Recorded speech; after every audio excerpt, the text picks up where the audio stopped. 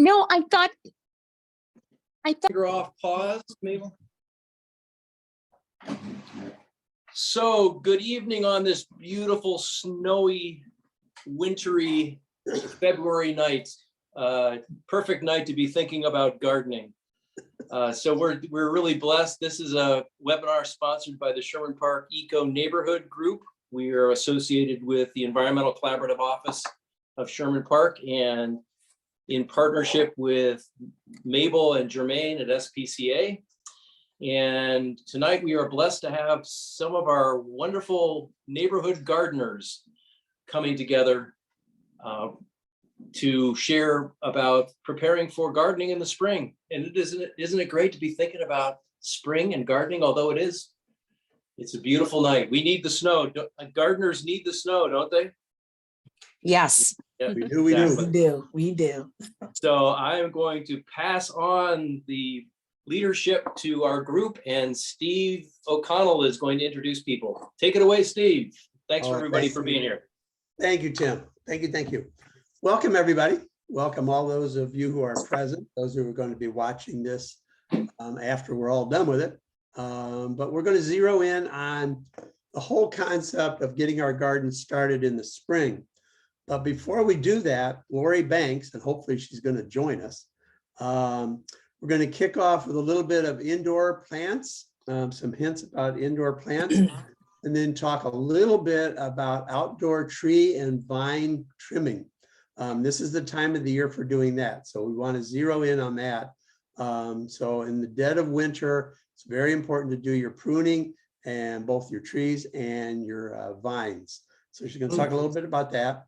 And then Ann Knadler, Sherry, and I, we're going to talk a little bit about some spring planting tips, gardening tips, ordering seeds, things of that nature. And then kind of talk a little bit about getting the garden started. And then Pastor Dan is going to be with us this evening, and he's going to talk about the beauty of starting a garden and the pros and the cons. It's a lot of work, but we want to be upfront with everybody. So we want to talk about that, and then how can we help you going forward. And then we're going to finish off the evening talking about community gardens. And Grianne Hollies Maxwell is with us this evening, and she's going to talk about the community gardening through Groundworks and the programs for this year. So it's going to be kind of a plethora of different individuals getting us started tonight. So Mabel, we're ready for the PowerPoint, if you'd be so kind. And as I said, tips and ideas of starting your garden, indoors and outside. The excitement is building, and that's the key, especially on a day like this. Okay, moving down a little bit. Is Lori here yet? I don't see her. Maybe we could fit her in. Give Lori 1 minute. She just texted and said she was trying to get in. So give her 1 second. Oh, okay. Right. Good. And she thought that one of the things when we're thinking about gardening, there is potential to actually grow things indoors. And so she wanted to introduce us to mushrooms, lettuce, herbs, things of that nature, and talk a little bit about that, and then talk about trees and vines and things of that nature. So before we go outside, we're going to talk a little bit about indoor planting. Unfortunately, I just got a message from Lori. She's trying to get in, but her Zoom is doing an update. So it may be a moment. An update. Should we fit her in after the next section? We can. Mabel, what do you think? Sounds good. Which slide should I proceed? Okay, slide down. Oh, wait a minute. Here she is. Is she there? Okay. Yep, here she comes. Good. Thank you.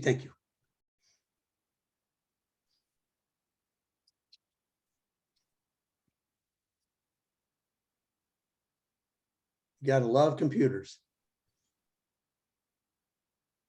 Yes. I literally have like 4 separate cameras to attach to my large 50-inch screen. My monitor didn't come with a camera, and I still haven't been able to get any of them to work. So if anyone knows how to use a remote camera for the Oh, Lord. Desktop would be wonderful. Yeah, so Lori is in the room, and Is she good? Lauren, Mabel, Lauren's wondering if you can make the Yeah. slide a little bit bigger. Ooh, there you go. Excellent. Look at that tech support, I'll tell All you. right, tech support to the All max. right. Okay, Lori, you're up. Welcome, welcome. Thank you, Steve, for waiting for me here. Sorry for the delay. We had a snow day today. You want to turn up your volume a bit, Lori? I'll turn up the volume. Okay. Your volume? Oh, you know what? Hang on. Okay. Maybe it's the microphone. Let's see if that works a little better. There you go. Okay, it was the microphone. Oh. So I apologize. Today was supposed to be Mardi Gras Day at my school. Yeah. And so we had the snow day, everything got canceled, and I've pretty much been a lounger all day. Just really taking a mental health day. So it was a good thing. We had a lot of very happy students and parents yesterday when that announcement came out with people still in the hallway. So I'm going to tell you a little bit about what I do. I am a gardener to the heart. I absolutely love gardening.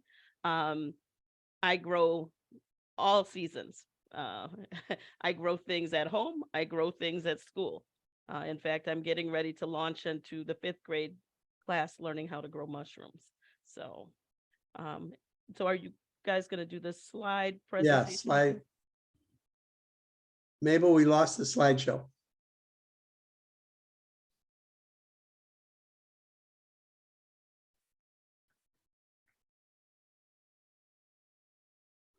Did we lose Mabel? Let's see. Oh, we're back. Okay. Okay, there you go. There. And we now go. make it large again. There you are. So winter time or fall is not the time to think about to stop gardening. That is actually the time when you refresh your ideas, think about, what grew well, what didn't grow well, and then at the same time continuing gardening indoors. One of the things, like I said, that I'm doing right now are mushrooms. There is a wonderful company, River Valley Growers or River Valley. Of course, now I can't remember their whole name. It's on the box that'll be in one of the slides, that you can get a mushroom growing kit. And so it's very easy. It's all in the box. You add the mushroom spores to the major part of the dirt. And, within 14 days, you're growing mushrooms.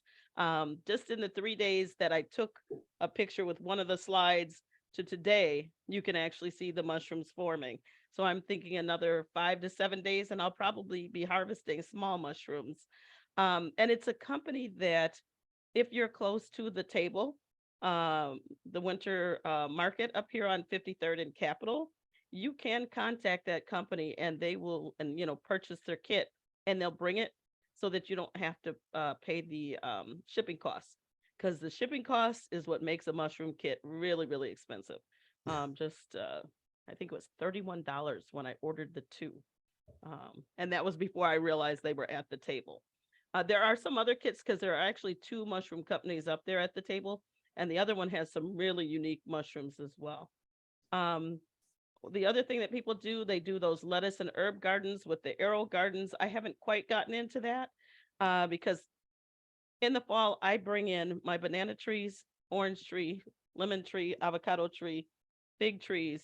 And so I've got enough with all of those trees to probably do as much as I need to do. My husband tends to hate this time of year because all of these things are in the living room or in the basement. In fact, my figs broke dormancy before I wanted them to. So I've got actual figs growing in the living room, along with the oranges that are growing and the lemon tree that's blooming and setting fruit. And then I have 4-foot tall banana trees that are in my basement. So there's a lot of watering, making sure that I have the grow lights. And it's easy now because you can order the grow lights and things like that online through Amazon. They're not as expensive as they used to be. I do have, and I should have brought it over here, meter that you just stick down in the soil, and it can kind of gauge whether you need to water or not, so that you don't overwater or allow things to dry out. It's very nice because it is not battery operated. You just stick it in there and it tells you. So Mabel, you want to start scrolling down a little bit? There you yeah, go. so gardening indoors easy. So Excuse this slide. excuse me, Lori, Mhm. Monique wanted to know how big your trees are. Yeah. Oh, so the banana tree, the lemon tree, let's see, the banana, the orange, and the avocado are 6 feet tall. The orange tree is about, or the lemon tree is about 4 feet tall. And then I have the 4-foot banana trees down in the basement. Yeah, so there's there's a lot in front of the windows. Um, and I do realize, like, there is a guy, I'm on this Facebook page called Wisconsin Gardening. There's a guy in Milwaukee on the south side who does banana trees, and he has an amazing banana grove that he puts out in the spring, because he actually puts heating coils in the soil. He actually brings his banana trees in, but I want to say he cuts back either the roots or the leaves, and basically they go dormant in his basement or somewhere over the winter. He doesn't bring them in like live, where in the spring, once it gets above freezing, 50, 60 degrees, I just haul mine back out. Don't know how long I'll be doing that, because these are heavy, and I have really had to get my teenage son help in pulling all this stuff back and forth.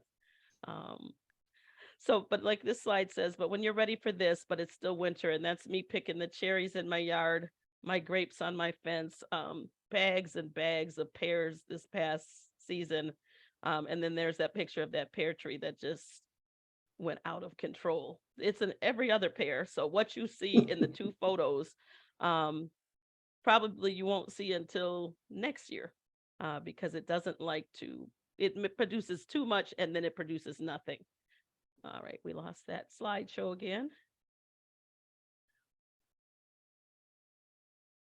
Mabel. Some technical difficulties here. In addition to, I look forward at the very beginning. Oh, where do I purchase the trees? It depends. So a lot of the things that I have outside, if you're talking about like the apple trees or the pear trees, I've purchased through Jung and other seed catalogs. Let me see, the lemon tree would have been one of the seed catalogs. You can now get lemon trees through a lot of seed catalogs. The bananas was a very weird website that I would probably never advise anybody to go through. I don't even know what it was called now, but you can actually get those banana trees. I'm trying to think there's a company on the East Coast, and I'll have to try to see if I can come up with that answer later, that sells wonderful banana trees. And so I have a dwarf banana that my sister purchased for my birthday, because I don't have enough trees. And they ship it in the spring, and that banana tree has grown well. I have only harvested bananas one time, and they went from being outside to inside, so they didn't get sweet. But it was really, really neat to watch the progress from September through roughly December, because the bananas start off looking like fingers, and it's just creepy, but really neat. And then there's a whole section that comes down blooming. I had not expected the bananas to do anything, but they did. So that was absolutely amazing. So this is the River Valley Ranch. This is the company that's at the table.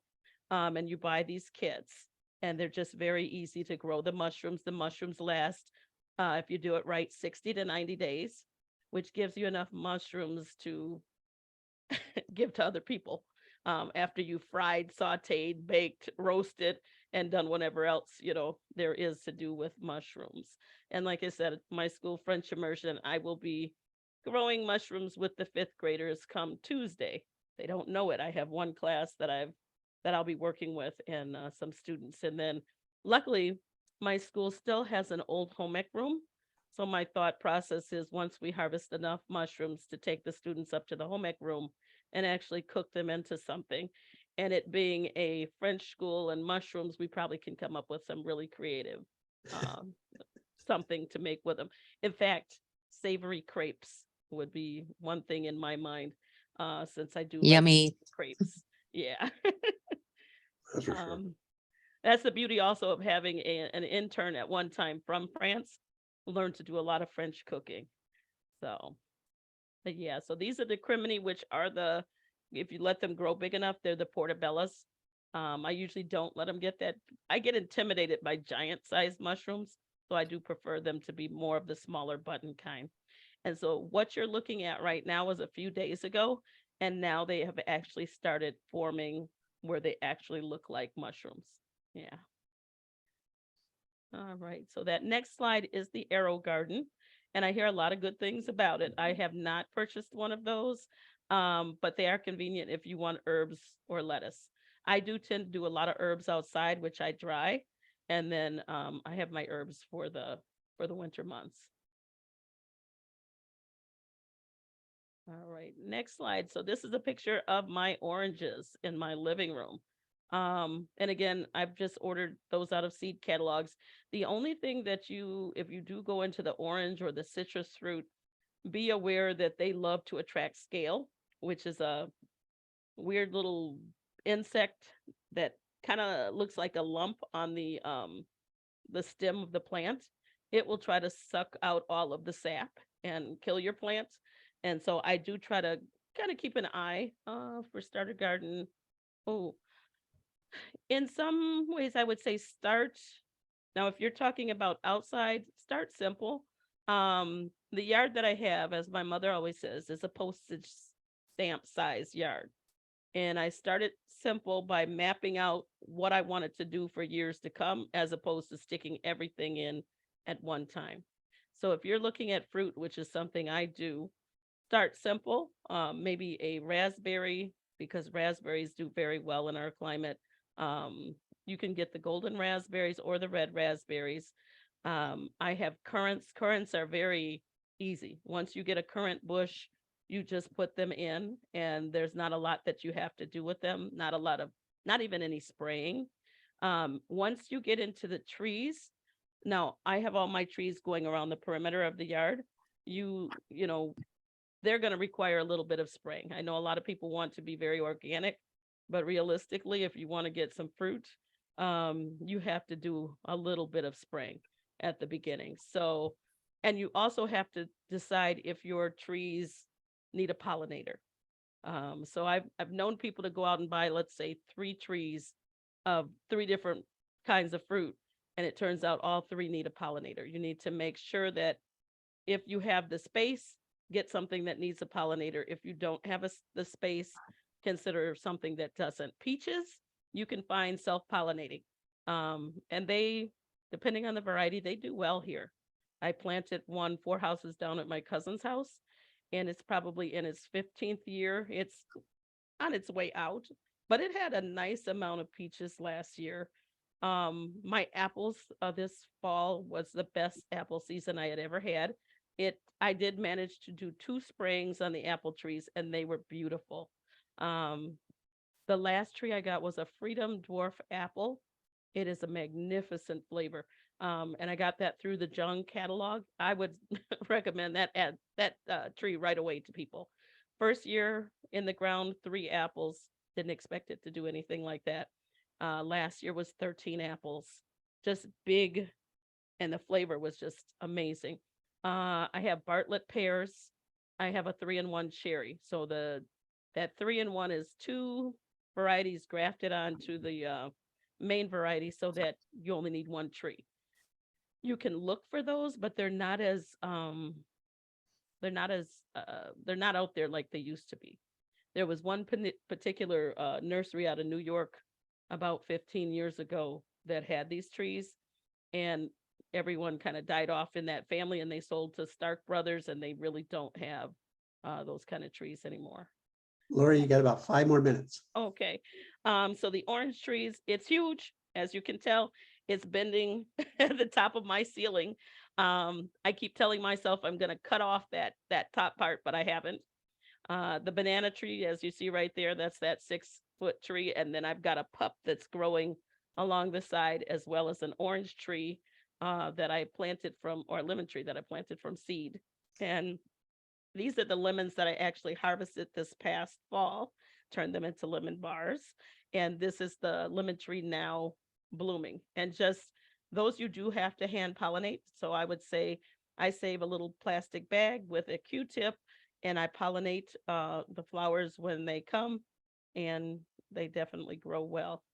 Like I said, the only thing with the citrus is you have to, they say that you're not supposed to fertilize during the winter months, but I do.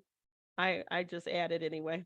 I feel like they need a little extra something, and it doesn't hurt to have a humidifier as well in your house, because the houses dry out. This is the fig tree growing its figs. So it's got little, my dog is over here whining. It has figs all over it. I was hoping it would keep dormant, but again, we go back to this year that has been 50 degrees and times we shouldn't have 50s. Years ago, when I first moved into the neighborhood, I knew I could go out there in March and I could prune my outside plants.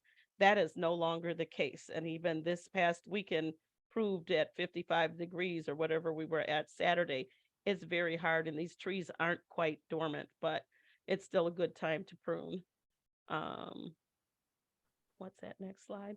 So yeah, prepping and caring for your outdoor vines and fruit trees. I have done some pruning on my grapevines. I have 6 grapevines. It is hard to make those prunes because sometimes you don't want to cut those branches, but you will end up with better fruit. As you can see, this is growing up the side of my house. I have basically the vines from my grapevines cover the entire side of my house. Max, stop.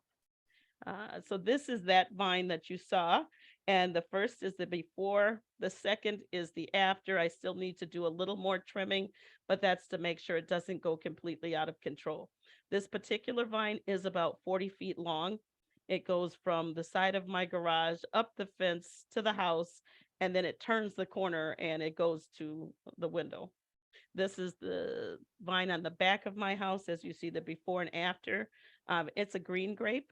I always call it my Menard special because it came in this one of those plastic bags. And it took a long time to get going, but it has really good green grapes. And then this one is kind of a hard Oh, one. that's beautiful. The tree was loaded. And so then it leaned completely over our sidewalk. If you walk through, my husband always complains something was going to hit you in the head. So next year, if I get this amount of fruit, I will thin it early to have larger fruit, but less fruit. And then I also, when you get to that next picture, it's hard to tell, but I actually made a few trims.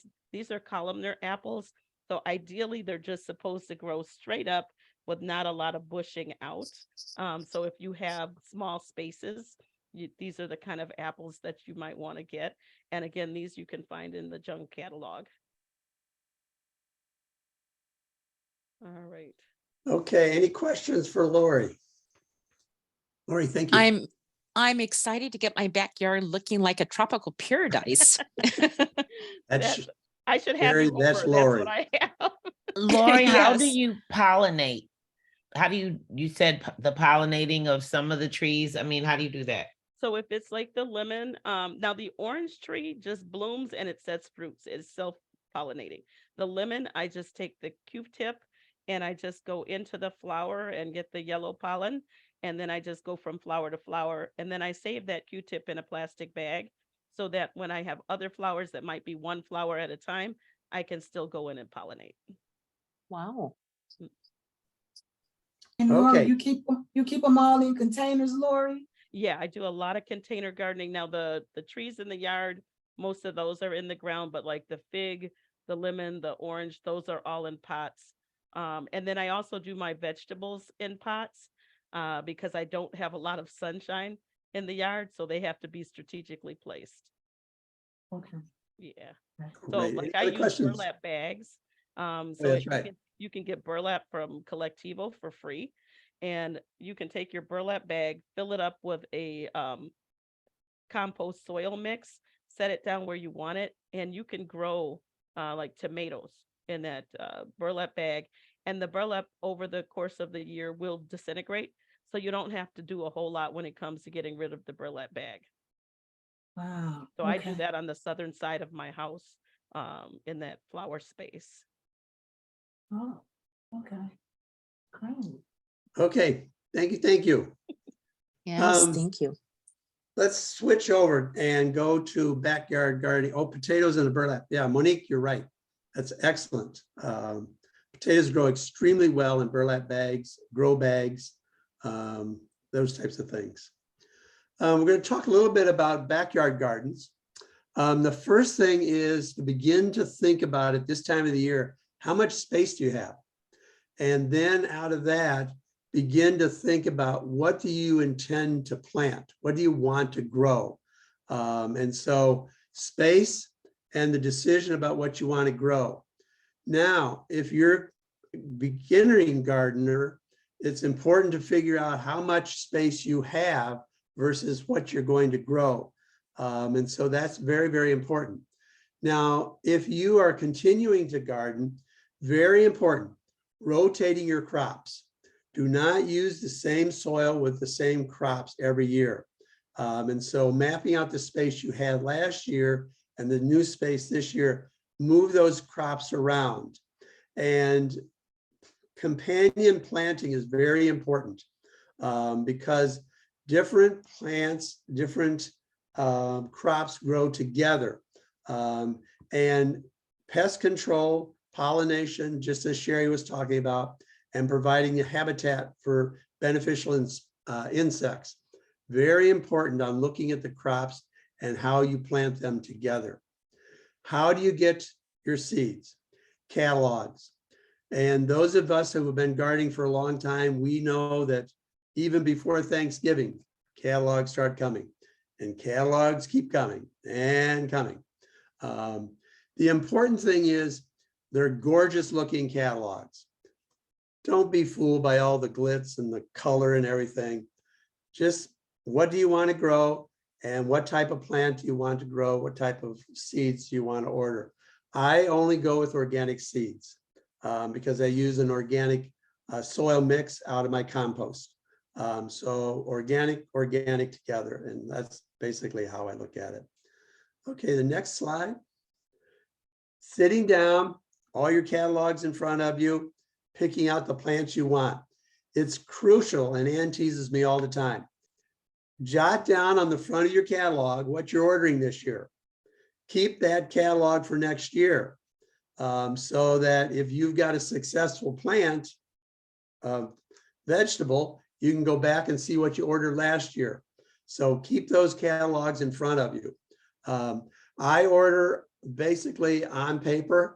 9 times out of 10, you can go back and review it before you send it in.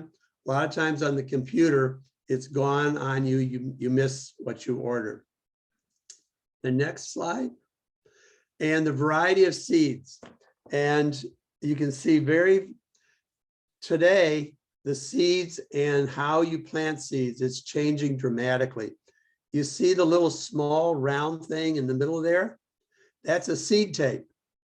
Now you can get your seeds. There you go. Perfect. Thank you.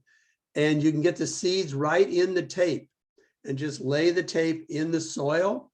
That way you're not over planting.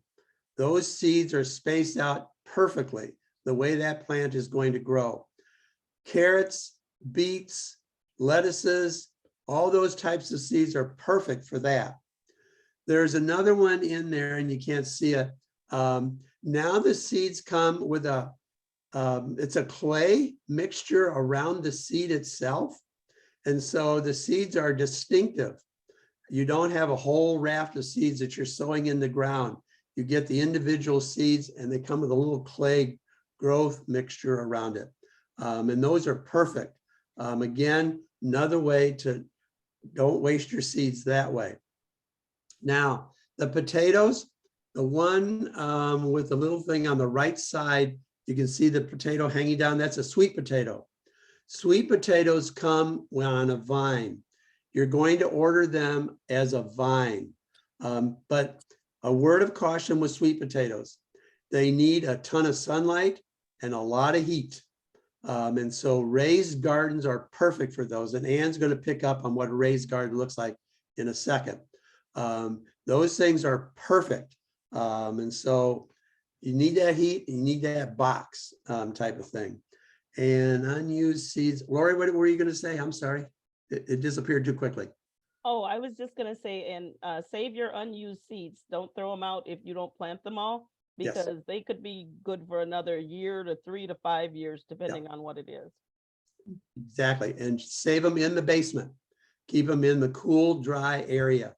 I put them in the freezer. That's Or- kind of recommended. That's what farmers will tell you. There you go, Put Dan. them in the freezer. Good idea. Thanks, Dan. That's perfect. I know everybody says that to me. I don't know. I just put them in the basement. Taking up freezer space where I freeze all my veggies. Okay, next slide. And here's the potatoes. Sweet potatoes is vines. Potatoes, if you're going to grow potatoes, use the seed potatoes. Do not take the potato that's sitting there in your bag and say, you see the little vine coming out of it? No, you need a seed potato. Don't use the potatoes right out of the bag. Just doesn't work. Oh, very important. We are in the cold hardiness growing zone, number 5. So when you're looking at seeds, sometimes it's going to ask you about your cold hardiness zone, and it's going to have them listed on the seed container. We're in number 5. So always keep that in the back of your mind.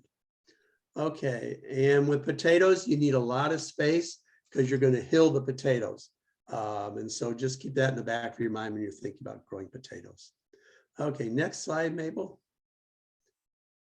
Oh, okay, you can keep on going. I'm going to keep on moving. Okay, and you're up, talking about watering, very important. Right. Actually, I wanted to piggyback on what you were Yes. just talking about in the slide up above there. Okay, back up. I may be repeating some of this stuff, but There you are. I also like to say that it's been scientifically proven that soil is an antidepressant. So I like to tell people that gardening is good for your mental health. Even if you're out there and you've got gloves on and you're digging in the soil, just the scent of it coming into your nose and your olfactory glands or whatever, it will just calm you down, unless you're working out in the hot blistering sun, then that's no fun. So, but I'm going to talk mainly to the beginning gardeners. So the things to consider as a new gardener is, do you have a spot that gets at least 6 hours of sunlight? That's what you're shooting for. And if you're unsure of how to begin the process of planting seeds or starting with seedlings, seedlings are the plants that have already been started. Those are called seedlings. Like you can go to the nursery and get a tomato plant. That's a seedling, as opposed to a seed. I would recommend just starting small. Use a container. There are fabric pots. There are self-watering pots. I even discovered the other day you can use cardboard boxes to grow if they're deep enough. If you're just growing radishes in a cardboard box, you don't need it to be super deep, but there's a technique for how to use a cardboard box, or any pot normally sold for growing flowers, like a plastic pot or a terracotta pot. And then Lori had that great example, or somebody did, of the burlap bag from Collectivo for growing. That sounds like a great idea. But if you decide to dig into your actual lawn to start the garden, it's really advisable to get that soil tested because of the potential for lead in your soil or anything else. And the UW extension, you should reach out to them to see, they will test your soil for you. You'd take a sample and just mail it to them, I do believe. Yes. And then think about what you like to eat. And then if you'd like to grow that, but find out first, once you've got that list of what you like to eat or what you would like to grow, find out which ones are easy to grow so that you feel good about what you've done and it's a success. Some of the examples are herbs. Those are very easy to grow. Tomatoes, bush beans, bush zucchini, collards, onions, and kale. Kale will go on for days. It will even keep going into December if you leave it. It's like, when will this thing go away? And it's not necessary to always start with a seed. Some plants like carrots, it's really, you have to start with the seed, or you can't find carrots growing already and put them in the ground. They're not going to grow straight. But I like to give the example of tomatoes. It's a really good example to start with a seedling, a tomato seedling. And they like to be planted super deep. They have deep roots. But if you do start with a seed packet, the back of that seed packet is your friend. It will tell you how deep to plant it, and it's very important. If it says 1/4 of an inch, plant it 1/4 of an inch. If it says 1.5 inches, or I don't know if there are any like that, plant it that deep, and it will tell you how far apart to plant it. And then it will tell you the time of the season. Like it might say, don't, grow after the last, plant it after the last frost. Like a lot of stuff likes heat. So traditionally, Memorial Day weekend is the time to plant a lot of it. But lettuces, the green leafy vegetables and things, they can take the cooler temps, so you can start a little sooner. If you're gardening in a raised garden bed of some size, you consider clay pot irrigation, which I'll talk about next. It makes it easier to water the plants, and the plants love it.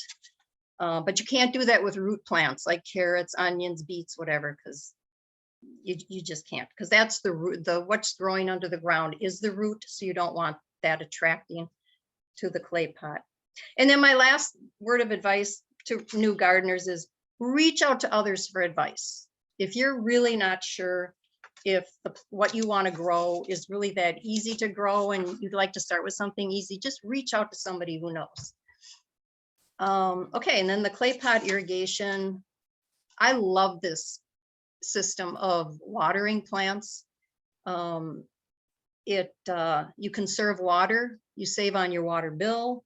The plants will be watered more efficiently. And as I said, tomato plants love it. It's a technique that's been around for centuries.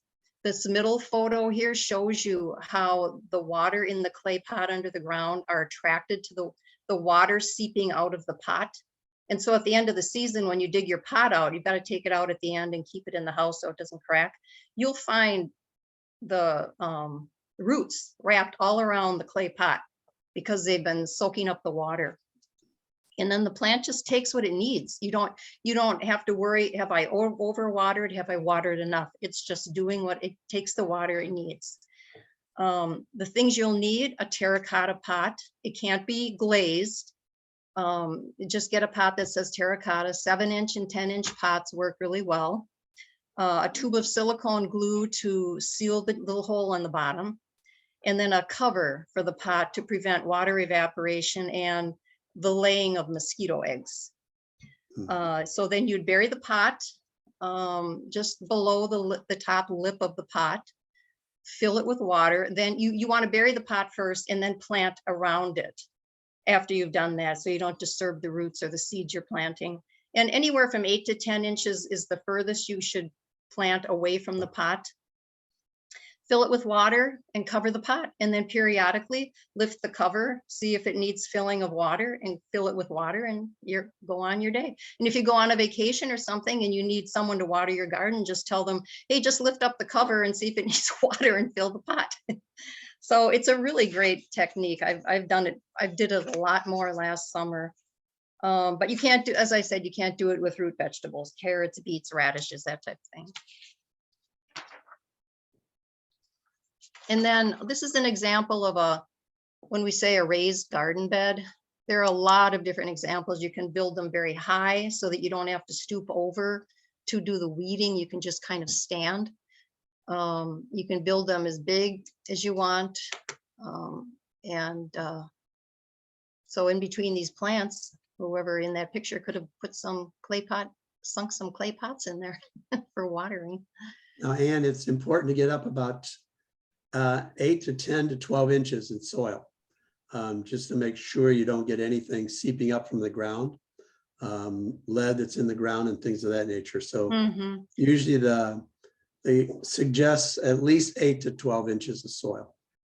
And also, before you put the soil in, when this framing is just sitting there, you need to lay the bottom with thick cardboard, a thick layer of cardboard to suppress the weeds from coming up into your garden. The next slide, Mabel, that would help. There you go, just like that. Yeah, these are the other ideas for weed suppression. The picture way to the left is an example of the cardboard laid in the framing of the raised garden bed before you put the soil in. And then the one middle top, that's burlap. And as Lori said, that will disintegrate as the season goes along. But you're suppressing the weeds and you're also keeping in the water, your moisture retention. And then the newspaper is on the bottom. And then you can take just paper grocery bags and cut them into strips and lay them in between your whatever you're planting to suppress the weeds and retain moisture. And the technique I use is I use straw bales. So straw bale gardening, and that's just automatic. You start the straw bale beginning to decompose. Takes about 2 weeks, 3 weeks to prep it. And then you just simply put your plants in the straw bale. And as the year goes along, that just decomposes, becomes compost by the end of the season. And that it's very easy to water, and those straw bales are perfect for that. So that's an automatic raised garden, as it were. Oh, so I see that Mia posted a place to have your soil tested. She put a link in there. Yeah, I saw So that. people want to, The Milwaukee Health Department there's only 2 labs in the state that'll test for lead, and the Milwaukee Health Department is one of them. That's the link she's got there. That's who we use. I okay. think it's like $15 for a regular soil test and 20 with the lead test. Will, does UW Extension still do that test? They don't do lead. Oh, okay. Yeah. Only Marshfield and City Milwaukee Health Department are the only 2 who are testing for lead. Right. And then I see that Sherry said she uses cardboard egg containers. Yeah, and you want to get a cardboard box that is of some substantial strength. You can maybe put 2 inside each other if you can't find one that's substantially built. Thank you, Anne. Okay, thank you, thank you. Any questions of those of us who are backyard gardeners? And- Monique has a question about the soil. What was it, Monique? I was asking about Victory Gardening. They usually provide like the garden beds. I saw somebody made a comment on that, but they also offered soil too. So I wasn't sure if they were offering that again this year. Yeah, no, Victory Garden won't be doing that this year. No. Yeah, we contacted them. Are you sure? No longer in business. Well, they're there, This but year. they're coming up Yeah. with some alternative, maybe some alternative methods for this year, but they're not going to do the blitz. Not the Blitz. Yeah, they're no longer in that business. Okay, all right. Oh, Well, my information was different, Merle. so, okay. Chamorro, that's blossom end rot. And that comes about when you're either overwatering or not watering enough. That's why Or I there's said, a lack of calcium. Yeah, exactly. The And so, the water intake is changing the calcium uptake, or there isn't calcium in the soil. yeah, that's the other side of it. Yeah, Dan, that's that's why perfect. tomato plants love that clay pot gardening. I've never had a problem with that with my sinking the clay pots next to it. You Yeah. can Okay, also thank you. throw a Tums in the soil with your tomato plants as well. And then you can they'll get the calcium out of the Tums. Calcium. And And eggshells. And reduce the acid. yeah, really. And that's the Okay. good thing about the straw bales. You don't get any blossom end rot with the straw bales. And the other Okay. thing too about the clay pots is it doesn't produce as many weeds in the garden because you're not using the sprinkler to just water everything, every square inch of soil. The plants are just taking the water they need under the soil and you're really not watering except when it rains. And that Thank size you. of a bed, Gary? I'm sorry, and that size of a bed and in the raised beds, how many pots would you actually place in that bed? Oh, like with my tomato plants, I'll put 2 7-inch, I'll put one 7-inch on one side and another 7-inch on the other side of one tomato plant. And then last year I grew kale, so I put a 10-inch pot and I planted my kale seeds around it. And they all just couldn't get rid of the kale. I had to just finally go out and pull it out of the ground. It's like, I'm done with kale. Kale. Oh, wow. So, So about 8 to 10 inches away from the pot is the furthest you should get when you're Yeah. planting near the pot. Grion, did you have something you wanted to say? No, I was just weighing in. I wanted people to understand that they may not be doing the blitz. What I was told is that they may be topping off some existing beds, but unfortunately, they don't have the capacity Okay, to perform the blitz this year. that's where we're gonna count on you, Brianne. All right, you ready for me? No, not yet, not yet. You're Okay. in. Okay, Any other this is questions Yvonne. about Can I gardening? just say, Yvonne. I apologize because my information was different. So I'm just gonna say, I was responding for the information that I got, so Oh, I okay. apologize. That's okay. Did you get the information like within the past couple of weeks? Yes, but I'll just leave it there. We'll go with, you know, what you guys say. Okay, thank you, thank you. Any other questions? How No many- questions, but I do have a comment, Steve. Yes. One of the Sherry. things I'll talk about also in our Block Watch for the gardening, American Family, my company has a grant program that provides between from $1,000 to $10,000 in grant funds for communities that do have garden beds, whether it be vegetable. Their ideal is to make communities more sustainable through food, but also for the beautification.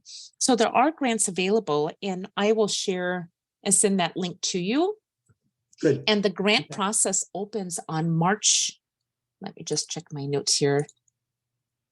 It starts on March 15th is when the grant portal opens, and all applications are due by April 14th.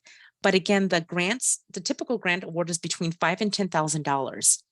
So that might be something, you know, for the Blitz, if they want to apply for it, to keep that going and fund the beautification. Good. Yeah. And Monique laying cardboard.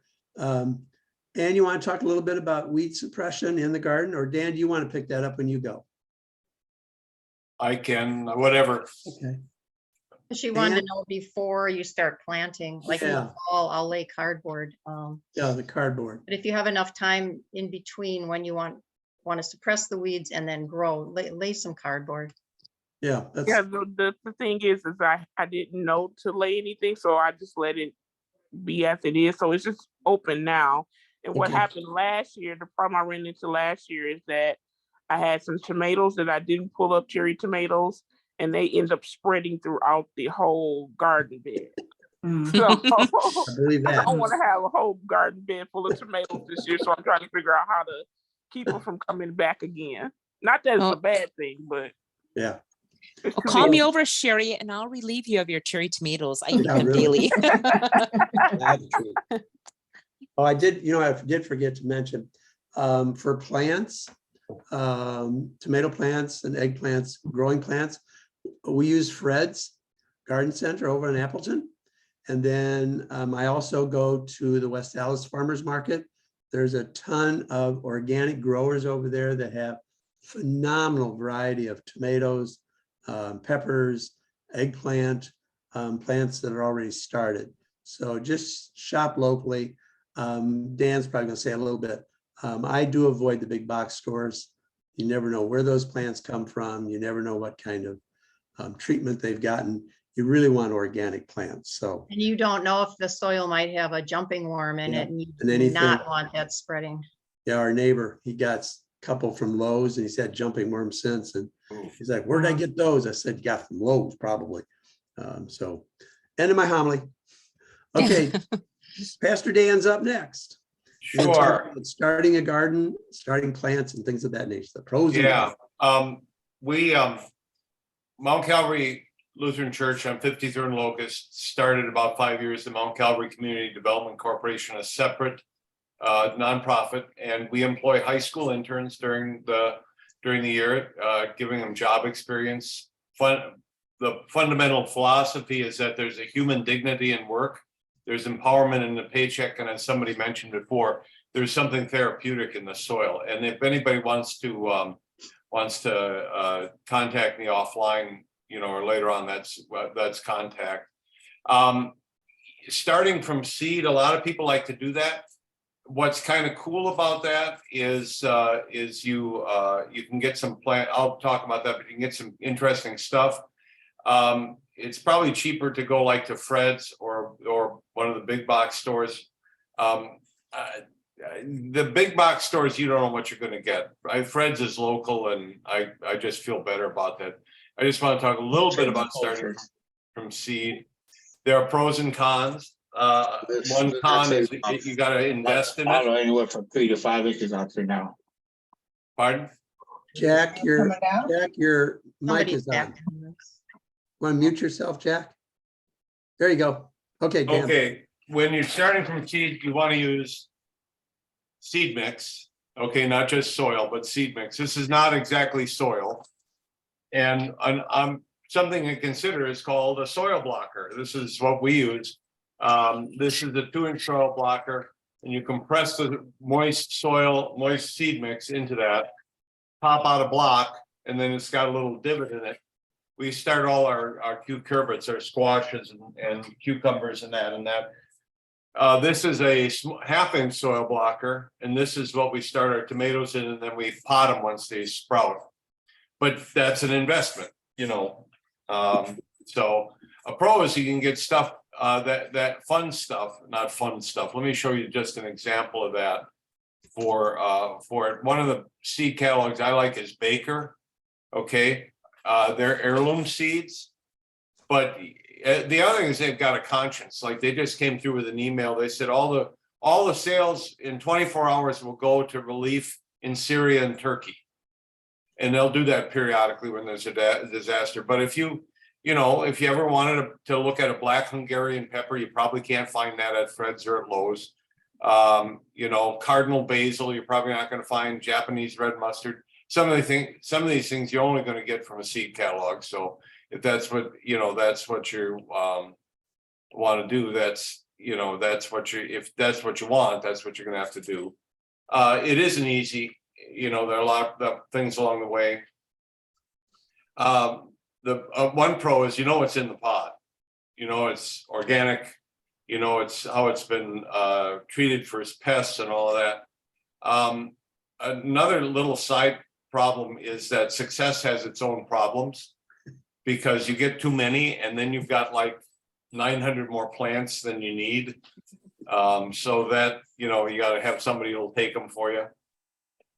If you're going to start a garden, the soil is important. If you're going to plant in ground, you're going to have to amend it. And like they said, get a soil test because of the lead issues. We found that we have a farm, we grow on 0.6 of an acre on 24th and Villard with a partnership with Ascension. And we found that lead was actually ridiculously low. So that was kind of nice to know. Amending the soil means things you're going to put in it, like we'll put in different types of organic fertilizer things, gypsum, it may need to go in it, that kind of thing. Sun 6 to 8 hours, you got to have that. Water is a problem if you overwater or if you underwater.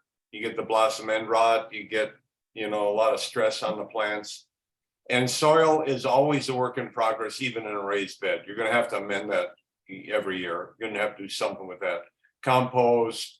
The composted manure at Menards is actually pretty reasonable. And I can't imagine non-organic manure. So, but they also have the chicken manure, which has the little omri. Omri means it's organic. Okay, so I'd like to find the guy who's making non-organic chicken manure. I don't know how, but a great way to start container gardening is wonderful, especially your nightshades, tomatoes, peppers, eggplants. Container gardening, the trick of that is you got to water every day. You really do, because it's losing too much water. So that would be the biggest thing if you go away, get somebody to water it every day. Container, if you've only got 4 hours of sun in one location, you can move it during the day if you want to get really involved, but those are the kinds of things. So how can we help? We hope to we will be growing from seed some varieties of peppers and tomatoes that are suited for container gardens.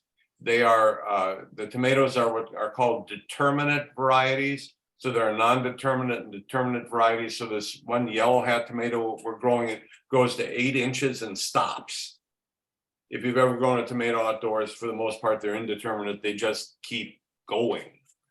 Okay, so we may be trying to find a way to give some of those away here in Sherman Park. We're going to grow them for Luther Manor and some other nursing homes for, not nursing homes, but Facilities, senior facilities. yeah, so people can grow it on their porch. Yeah.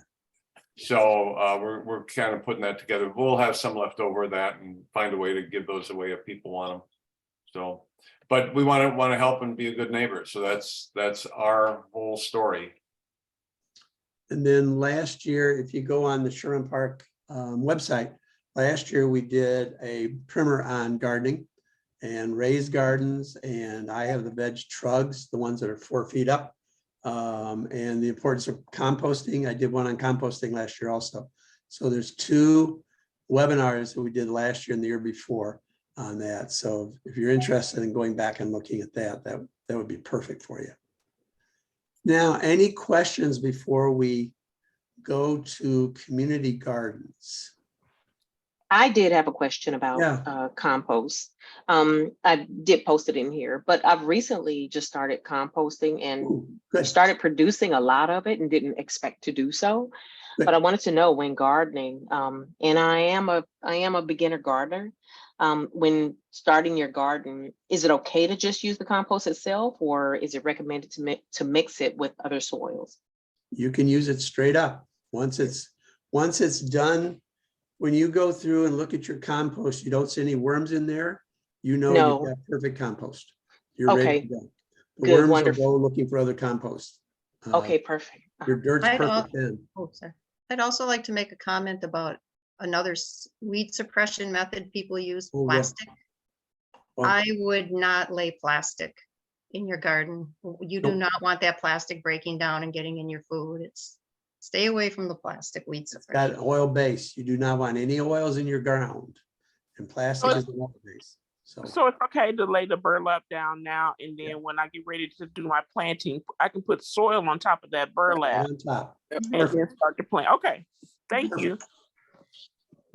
They That's are another making now question. a weed suppression material out of hemp. Oh, yeah. Hmm. I've seen that. I haven't used it, but I've seen it, and it works. You know, obviously it breaks down over time, but it holds up for a couple years.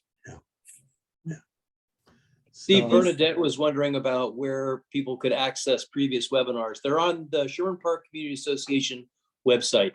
Website. And Mhm. it's the green section. So all those are kind of together on the website.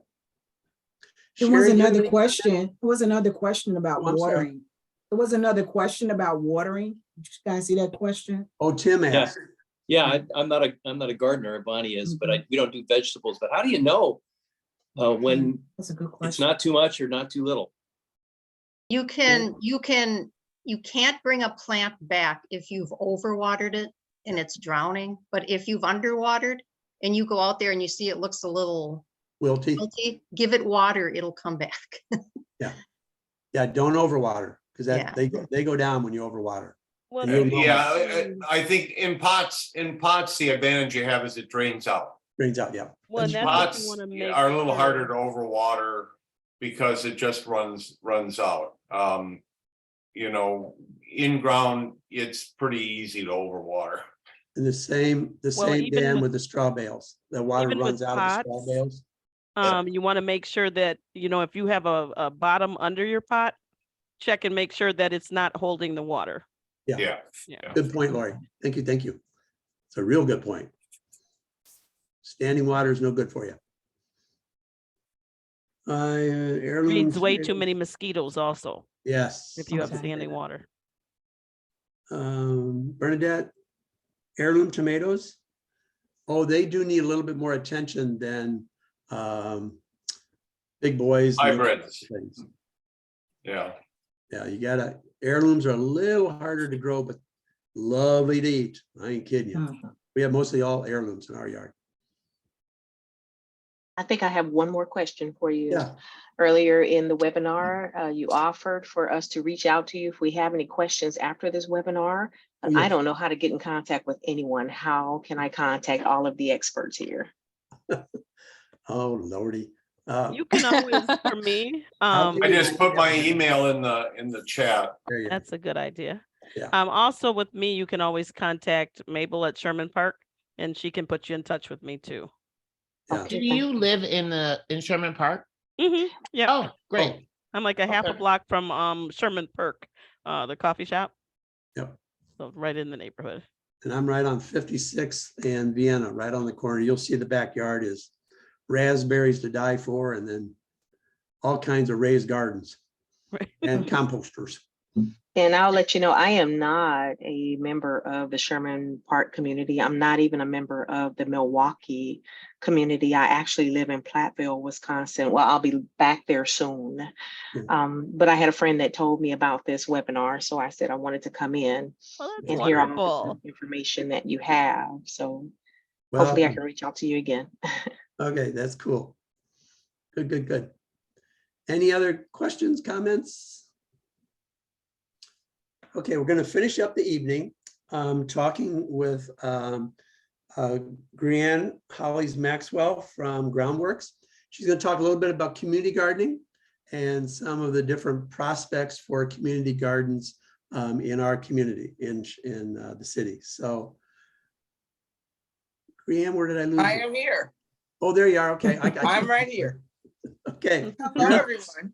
My name is Grianne Hollies Maxwell, and I'm the Community Programs Manager for Groundwork Milwaukee. Groundwork Milwaukee is a nonprofit land trust, and our mission, in a mouthful, is sustained regeneration of physical environments through partnerships to promote environmental, economic, and social well-being. We are place-based, but people-centered, and we are changing places by changing lives. How we do that, and what we do is we focus on previously redlined areas of the city where thousands of Milwaukeeans are vulnerable to climate change due to hotspots without canopy in urban areas and the threat of flooding. So Groundwork Milwaukee maintains over 85 community gardens. That's over 10 acres of land, and that's with more than 3,000 gardeners in the past season. We conserve more than 30,000 gallons of water, keeping it out of the storm system and keeping drinking water clean. We gleaned and donated over 13,000 pounds of fresh produce to local food pantries. And Groundwork Milwaukee has a ground core, and those members are gaining job skill certifications and experience in our program. They built the healing space initiatives. They have built, a lot of the rainwater harvest structures. And there's a lab for the past season to practice and apply new skills while providing an important service for neighborhoods. So we are funded through foundations and grants and corporate giving. United Way is a partner for us. And we do have some fees for service. The healing spaces, some areas that you may have seen near Solomon Community Church, they have a raised garden bed in the back, but in the front they have a healing space, which is just some green spaces with some water sounds, just a respite place. And we found that most of the gardens lended themselves to healing spaces. So there are many ways for people to get involved. I told you there are over 85 gardens, which means if you're interested in gardening and you aren't sure, I'm sure that there is a garden somewhere near you. I am fortunate enough to actually be in contact with two of the ladies on this call because they are part of the Groundwork Milwaukee Milwaukee Grows Garden Network.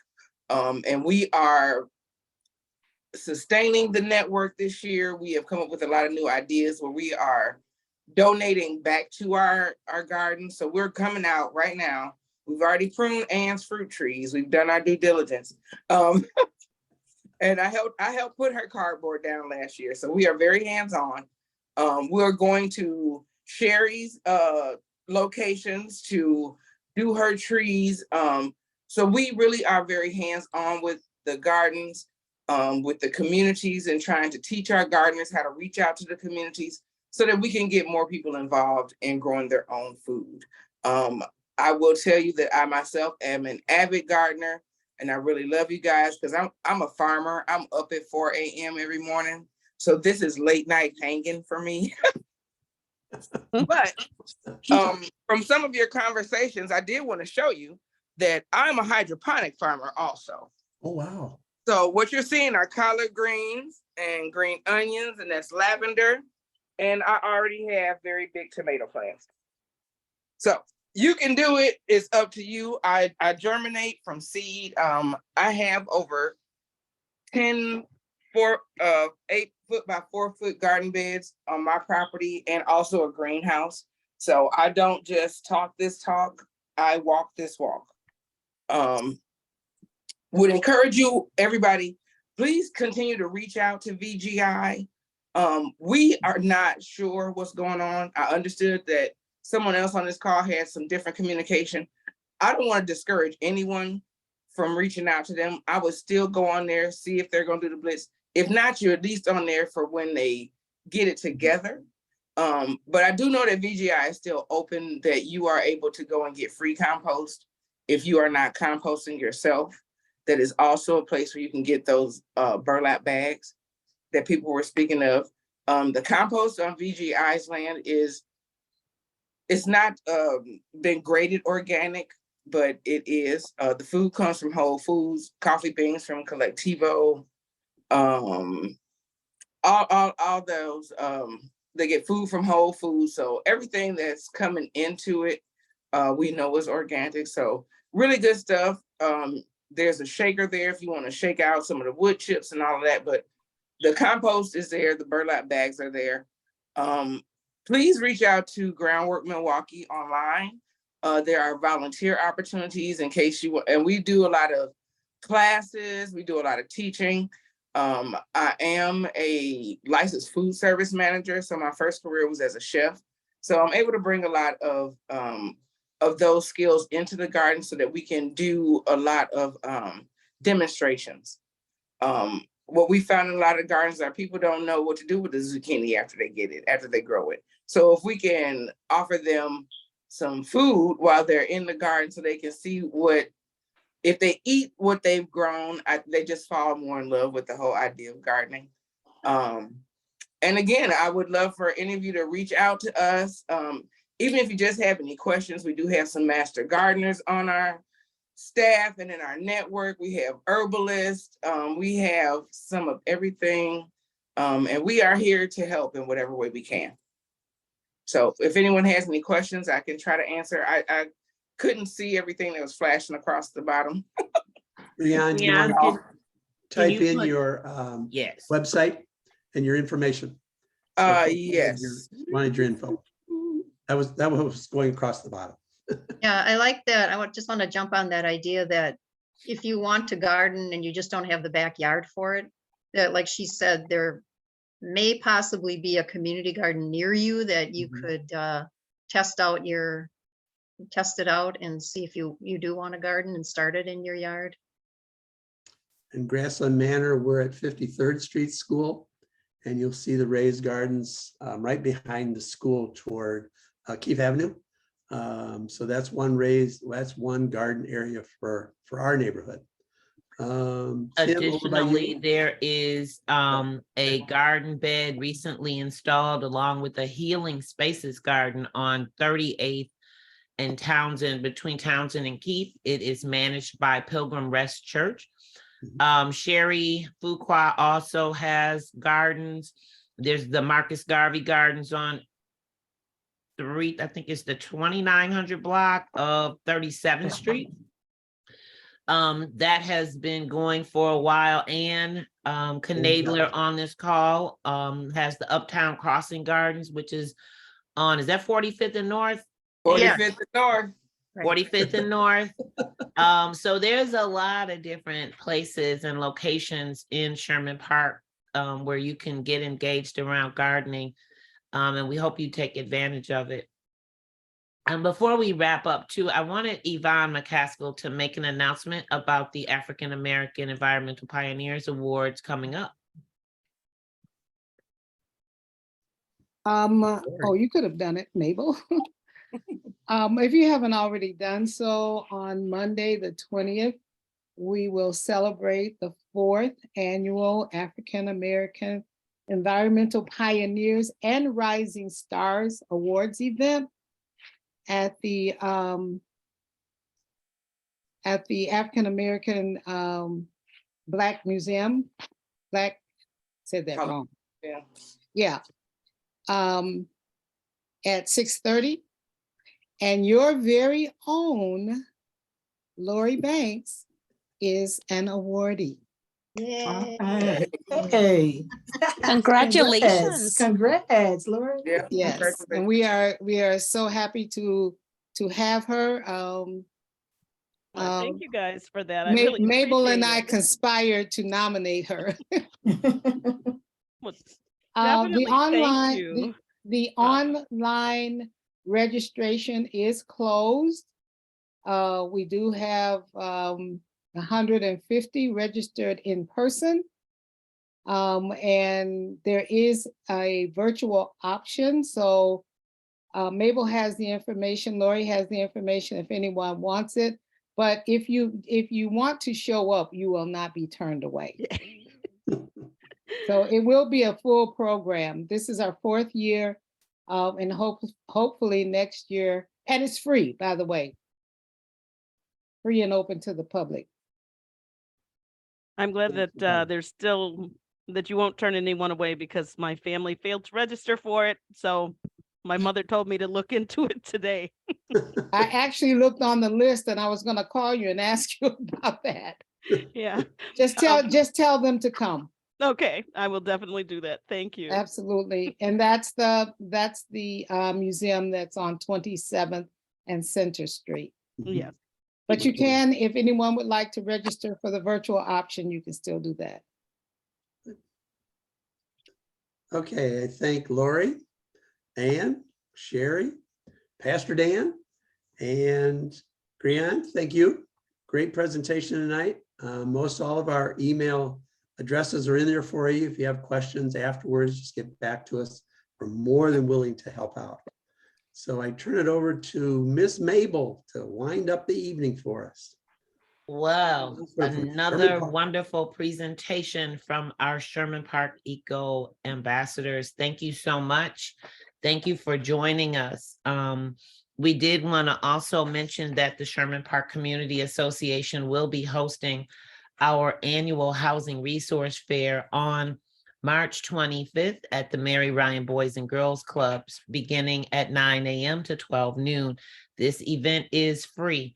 If you do have questions regarding your home repair, estate planning, we encourage you all to join us. There will also be workshops for first-time home buyers, credit counseling workshops as well. We are looking for and to increase our home ownership in our community as well. So please spread the word. You will see more information about the upcoming Housing Resource Fair hosted by the Sherman Park Community Association in future emails. Again, we thank you for coming. There will be another webinar on March 16th, and we will make sure that we get this information out to you, and we hope you will join us for that event as well. And I appreciate all the comments coming in. So thank you again for your participation. And thank you to our Eco Ambassadors for putting this together. Thanks, everybody. Thank you. Good night. Thank you. Good night. You Have a good too. night. Thank you, everyone. Thank you. Thank you. You're Bye. welcome. You. Have fun making snowmen Yeah, really. or women. Women. Good night. Thank Snow you. women.